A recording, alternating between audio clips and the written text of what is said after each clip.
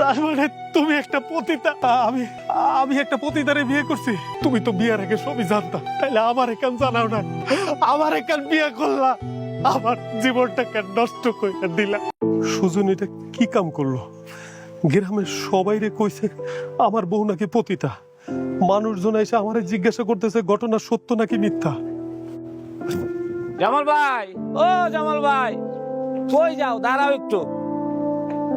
কি জামাল ভাই,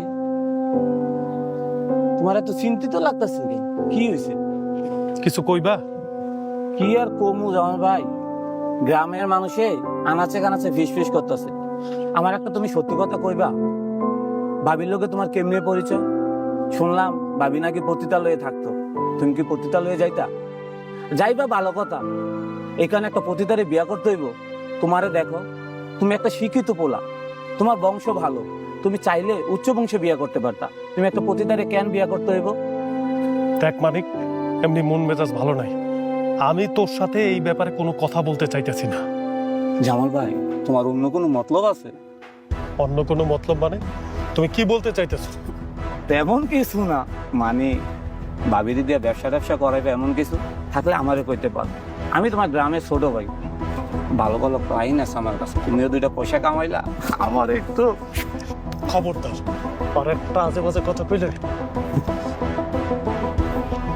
ভালো চাইছিলাম, তোমার আজে বাজে কথা আমি কই না, গ্রামের মানুষ কইতাছে।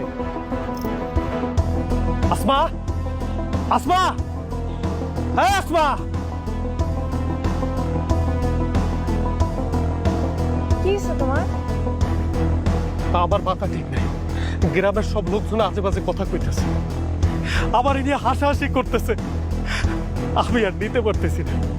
আচ্ছা তুমি আমার একটা সত্য কথা কত, সুজন যে কথা কইছে এটা কি সত্যি? কি হলো, চুপ করে আছো কেন? আমারে সত্যিটা কও। আর তুমি যদি সত্যিটা না কও, আমি ঢাকা শহরে যত পতিতালয় আছে সব পতিতালয় যে খোঁজ খবর নেব, আমি ঠিকই সত্যিটা জানতে পারবো। কিন্তু তুমি তো বুঝতেই পারতেছো, তুমি আমার সত্যিটা কও, আমি তোমার মুখ থেকে শুনতে চাই। সত্যটা কইলে আমার সংসার টিকবো না, কিন্তু সত্য তো কখনো গোপন রাখা যায় না। আইজ হোক বা কাল সে তো সব জানতেই পারবো। কি হলো, তুমি চুপ করে আছো কেন? তোমারে কি জিজ্ঞাসা করছি, তুমি সত্যটা কও, সুজন যা কইছে সেটা কি সত্যি? সত্যি। কি কইলা তুমি? এটা কি কইলা? সুজন যা কইছে সব সত্যি? তার মানে তুমি একটা পতিতা। আমি আমি একটা পতিতারে বিয়ে করছি। আচ্ছা তুমি তো বিয়ের আগে সবই জানতা, তাইলে আমার এখান জানাও না, আমার এখান বিয়ে করলা, আমার জীবনটা কেন নষ্ট করে দিলা।